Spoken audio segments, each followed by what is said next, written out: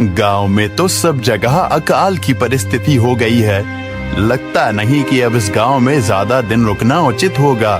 काम के लिए बाहर गांव तो जाना ही पड़ेगा। भूषण काम की तलाश में दूसरे गांव की ओर निकल पड़ता है।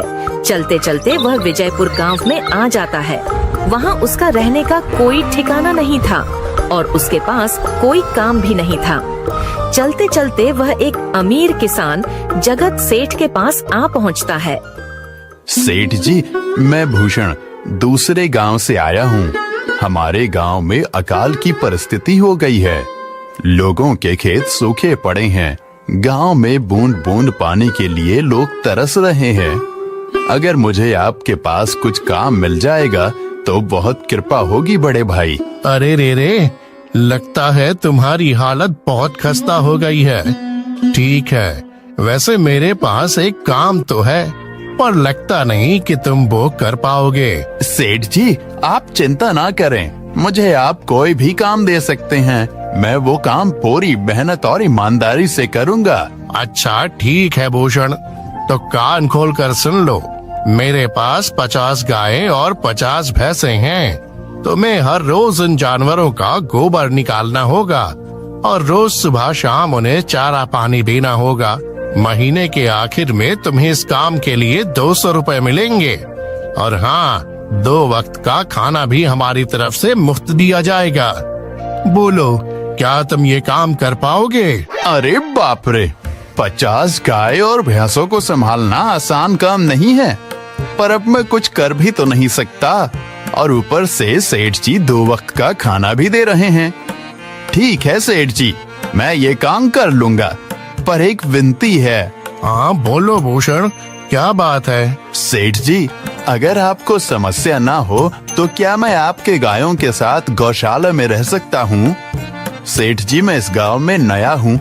मेरा रहने का कोई ठिकाना नहीं है। जग्गा सेठ थोड़ी देर तक सोचता है और भूषण को ऊपर से नीचे तक देखने के बाद उससे कहता है, ठीक है भूषण, तुम गौशाला में रह सकते हो। जी धन्यवाद सेठ जी।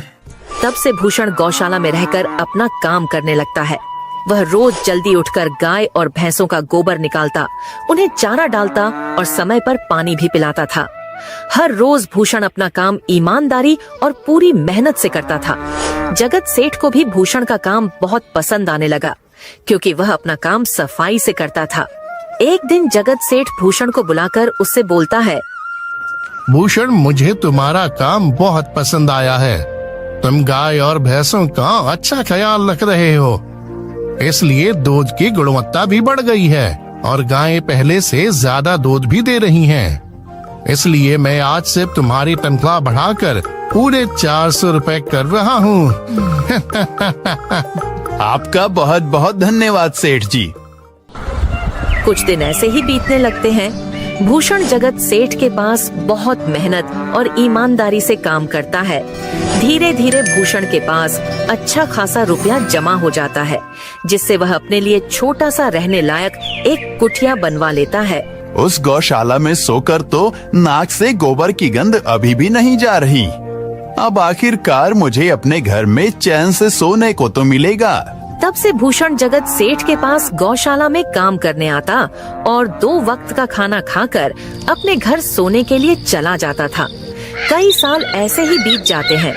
भूषण की मेहनत के कारण उसके पास अच्छा खासा रुपया जमा हो जाता है। एक दिन भूषण जगत सेठ से बोलता है, सेठ जी, आजकल गांव में चोरी की समस्या बहुत बढ़ गई है और मेरे पास कुछ रुपए भी जमा हैं जो मैंने अपने घर में रखे हुए हैं, पर मुझे उन पैसों की चोरी की चिंता हो रही है। आपको तो पता है कि मैं दिन भर आपके पास ही काम करता हूँ और सिर्फ रात में ही घर सोने जाता हूँ, इसलिए मुझे रोज उन पैसों की चोरी की चिंता सताती है। हाँ भूषण, तुम बात तो बिल्कुल सही कह रहे हो। आए दिन गांव में नए नए चोरी के किस्से सामने आ रहे हैं और दिन भर तो तुम्हारा घर खाली ही रहता है, तो चोरी होने की संभावना तो जरूर है। जगत सेठ थोड़ी देर सोचता है और फिर भूषण से कहता है, देखो भूषण, ऐसे समय में तो गांव में एक ही जगह है जहां पर तुम्हारा धन सुरक्षित रह सकता है, और वो है जमींदार का घर। क्या जमींदार का घर? हाँ भूषण, इस गांव के जमींदार बहुत ईमानदार और दयालु हैं। ऐसा मैंने कुछ लोगों से सुना है और उनके घर पर बहुत सारे पहरेदार भी हैं, तो चोरी होने की संभावना बहुत कम है। तुम अपने पैसे उनके पास रख सकते हो। अच्छा, ऐसा है क्या सेठ जी? ठीक है, फिर आज ही मैं जमींदार जी से मिलकर बात करता हूँ और उन्हें अपनी समस्या बताता हूँ। उस दिन भूषण जमींदार जी के घर उनसे बात करने जाता है। ए टूडको, कहाँ अंदर आए जा रहे हो? वहीं रुक जाओ। जी, मुझे जमींदार जी से मिलना है। मुझे उनसे कुछ काम है। क्या काम है तुमको उनसे? मुझे जरा बताओ। जी, मुझे कुछ पैसे रखवाने थे उनके पास, यही काम के लिए आया था मैं। अच्छा ठीक है, तुम अंदर जा सकते हो। नमस्ते जमींदार जी, मैं भूषण जगत सेठ के यहाँ काम करता हूँ। कुछ साल पहले ही मैं दूसरे गांव से यहाँ आया हूँ। अच्छा भूषण, बोलो तुम्हारा क्या काम है मेरे पास? जमींदार जी, मैं सालों से जगत सेठ के पास काम कर रहा हूँ और मैंने कुछ रुपए भी जमा कर लिए हैं। पर बात यह है कि गांव में चोरी की समस्या बहुत बढ़ गई है, तो मुझे अपने रुपए घर में रखने से डर लग रहा है। अच्छा, कितने रुपए जमा किए हैं तुमने? जमींदार जी, यही कोई 5 से 6 हजार रुपए होंगे मेरे पास। वाह, ये तो बड़ी रकम है। मैंने आपकी ईमानदारी के बारे में लोगों से बहुत सुना है, इसलिए मैं अपनी रकम आपके पास कुछ वक्त के लिए रखने आया हूँ। हाँ भूषण, तुमने बिल्कुल सही सुना है। तुम्हारी रकम मेरे पास पूरी तरह से सुरक्षित रहेगी। तुम अब चिंता ही छोड़ दो, मैं सब देख लूंगा। भूषण अपने पैसों की थैली जमींदार को दे देता है। ये पूरे 5,800 रुपए हैं, आप गिनकर देख लीजिए।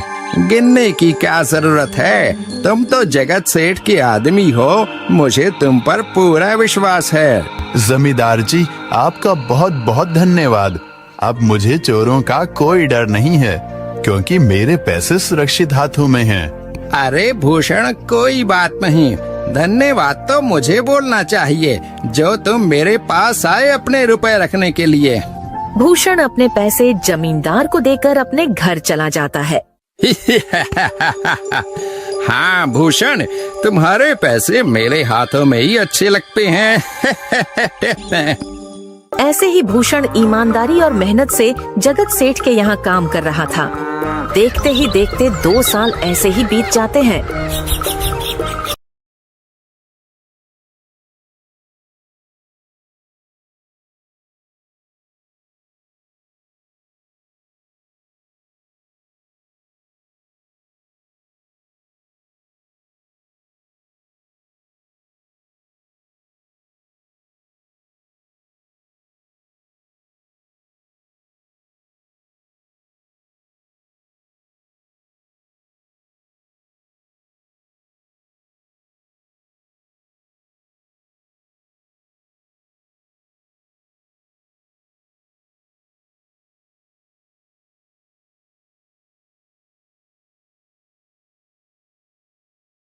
एक दिन भूषण सोचता है, अब बहुत साल हो गए जगत सेठ के यहाँ काम करते हुए। वैसे सेठ जी तो बहुत अच्छे इंसान हैं, पर सोच रहा हूँ कि खुद की जमीन लेकर उस पर मेहनत करूँ, तभी मैं बड़ा आदमी बन सकता हूँ। अब जो मेरे पास थोड़े कुछ पैसे हैं और जो जमींदार के पास कुछ पैसे संभालने के लिए दिए हैं, वो जमा करके थोड़ी जमीन खरीद लूंगा।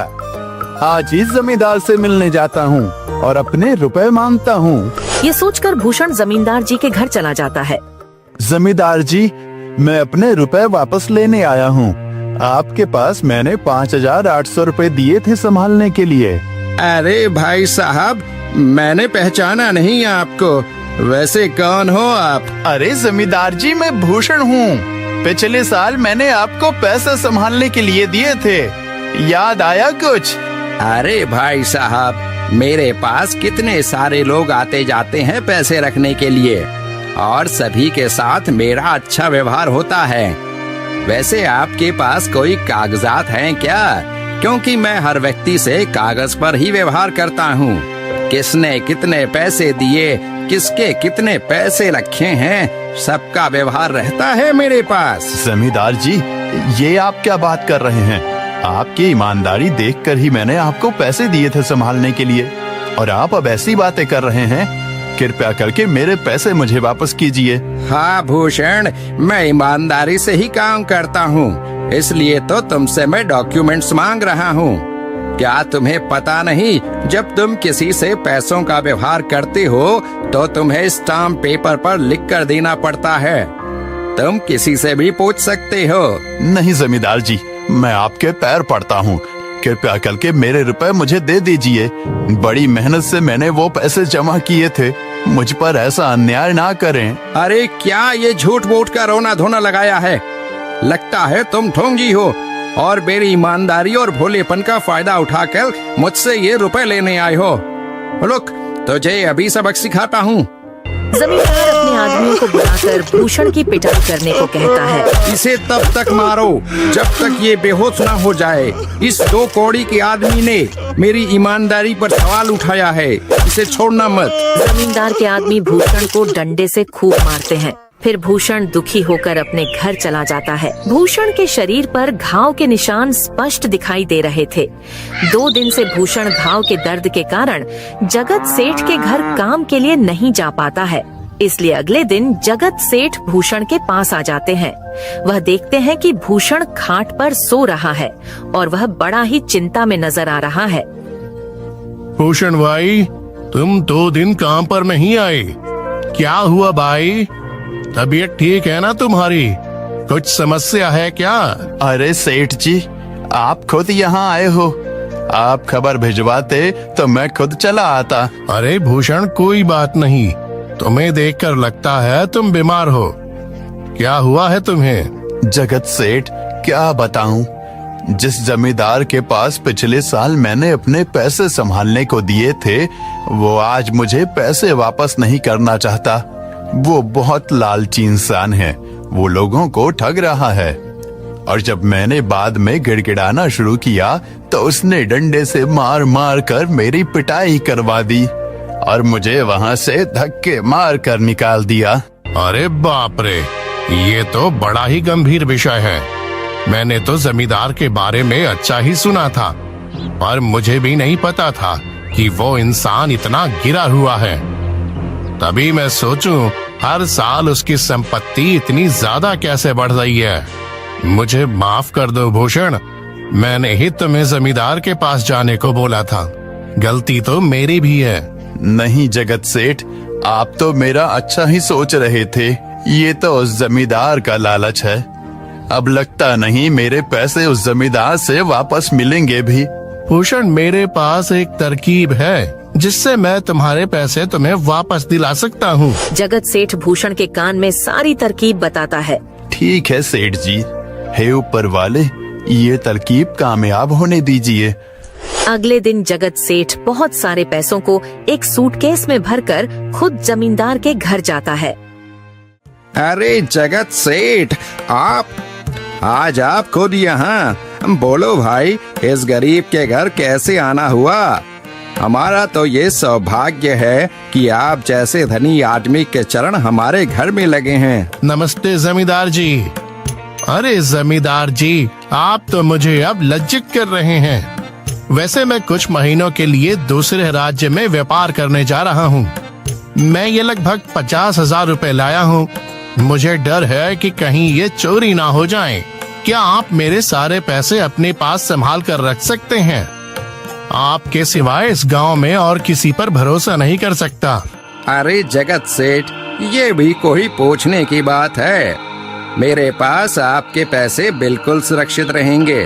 आप निश्चित होकर व्यापार करने जा सकते हैं। इस बार तो बड़ी मछली हाथ लगी है। बार बार ऐसा मौका नहीं मिलता। भारी माल हाथ में लगने वाला है।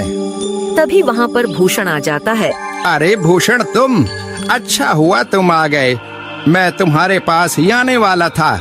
मुझे माफ करना, उस दिन तुम्हें पहचान नहीं पाया। इतने सारे लोग मेरे पास आते हैं तो जरा परेशानी होती है, पर मैं अपनी बातों का बड़ा पक्का हूँ। हाँ रुको, मैं तुम्हारे सारे पैसे अभी देता हूँ। जमींदार भूषण के सारे पैसे उसे लौटा देता है। माफ करना भूषण, मेरे आदमियों ने तुम्हारे साथ उस दिन बदतमीजी की। मैं आज ही उनको काम से निकालता हूँ। भूषण बिना कुछ बोले वहाँ से चला जाता है। अरे क्या बात है जमींदार जी, आप तो अपने बातों के बहुत पक्के हैं। तो ठीक है, मैं अपने सारे पैसे आपके पास रख सकता हूँ। जगत सेठ इतना बोल ही रहा था कि तभी वहाँ जगत सेठ का नौकर आ जाता है। मालिक मालिक, अब आपको बाहर के राज्य में जाने की कोई जरूरत नहीं है। अभी अभी व्यापारियों का संदेश आया है और उसने कहा कि वो खुद हमारे गांव आ रहे हैं। अरे ये तो बहुत बढ़िया बात हुई। अब मुझे इतनी दूर नहीं जाना पड़ेगा। सुन रहे हो जमींदार जी, व्यापारी यहाँ आ रहे हैं। अब मुझे नहीं लगता कि ये पैसे आपके पास रखने का कोई मतलब होगा। चलो, आपका बहुत बहुत धन्यवाद। आपने इतनी ईमानदारी दिखाई मुझे। हाँ, पर अगली बार जरूर आपके पास ही आऊंगा। ऐसा बोलकर जगत सेठ और उसका नौकर वहाँ से अपने पैसे लेकर चले जाते हैं।